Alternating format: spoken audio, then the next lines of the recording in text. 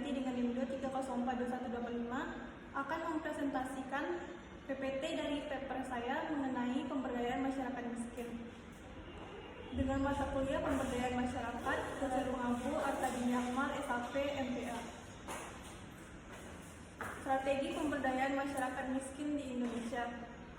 Analisis kritis program Keluarga Harapan dan Koperasi Desa atau Kelurahan Merah Putih. Latar belakang kemiskinan bersifat multidimensi, bukan sekadar kekurangan pendapatan, melainkan juga ketidakberdayaan mengakses sumber daya, pendidikan, kesehatan, dan partisipasi sosial.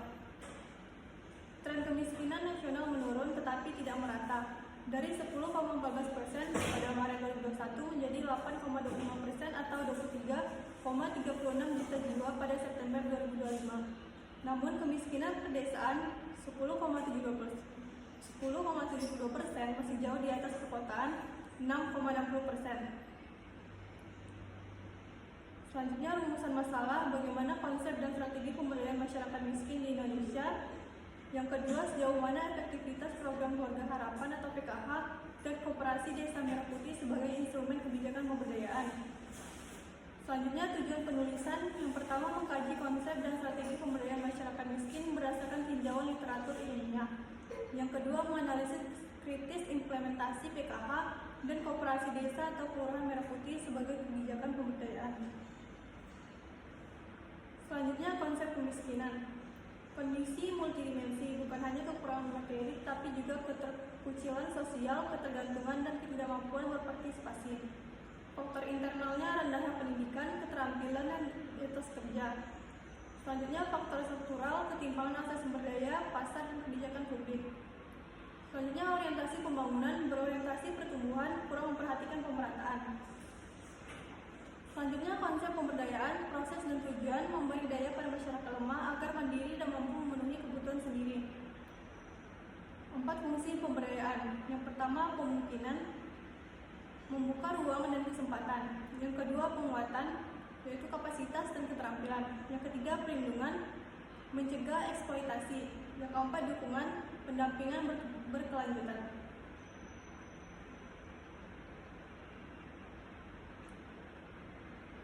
Selanjutnya, metode penelitian. Yang pertama, artikel jurnal dan proceeding.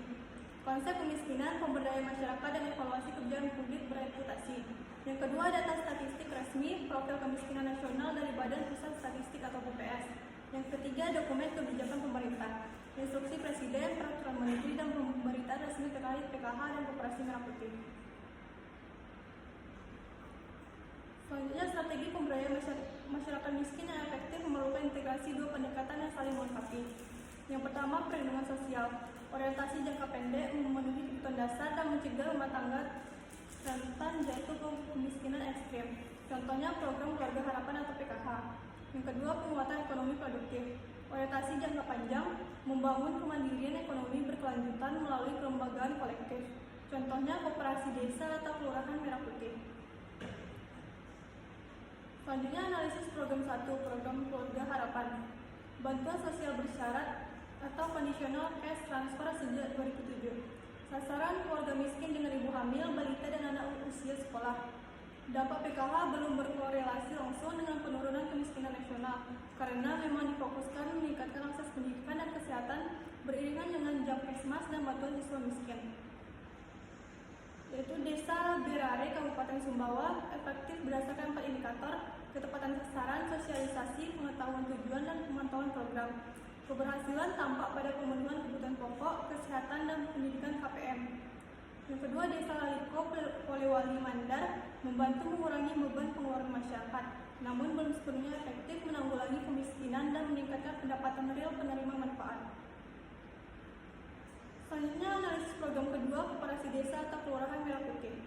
Inpres nomor 9 tahun 2025 target 80.000 unit koperasi desa dan kelurahan di seluruh Indonesia. 80.000 unit koperasi ditargetkan, 83.376 unit telah terbentuk legal mulai dari Mei 2026.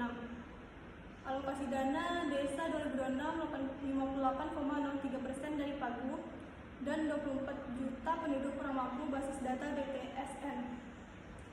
Fungsi Koperasi Merah Putih sebagai instrumen pemberdayaan. Fasilitas terpadu simpan pinjam, distribusi sembako, farmasi, layanan kesehatan dasar.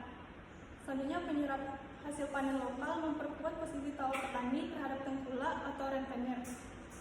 39,93% penduduk miskin dan 46,26% penduduk miskin ekstrim bergantung pada pertanian informasi. Pertanian informal. Analisis program 2 kesenjangan implementasi awal.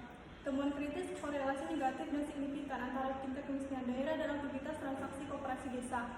Simpokdes BPS 2025. Desa atau daerah relatif kaya, satu kabupaten terkaya mendominasi aktivitas transaksi koperasi, mampu menyerap dan memanfaatkan program dengan baik.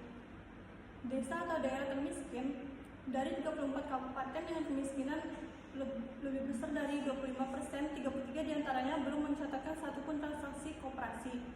Terbebani tanpa mampu memanfaatkan program akibat keterbatasan modal, sosial, dan kapasitas kelembagaan. Selanjutnya, perbandingan kesimpulan dan saran. Aspeknya, kekuatan PKH jaring pengaman sosial efektif, sedangkan Koperasi Merah Putih potensi kemandirian ekonomi desa. Untuk kelemahannya, PKH tidak bangun kapasitas produktif, sedangkan Koperasi Merah Putih berisiko memperlebar kesenjangan antar wilayah. Kesimpulannya, pemberdayaan efektif perlu 4 fungsi simultan: pemungkinan, penguatan, perlindungan, dukungan. PKH efektif sebagai perlindungan sosial, namun terbatas membangun kapasitas produktif. Koperasi Merah Putih berpotensi besar, tetapi data awal menunjukkan kesenjangan antar wilayah. Pemberdayaan berkelanjutan butuh integrasi perlindungan dan penguatan ekonomi simultan.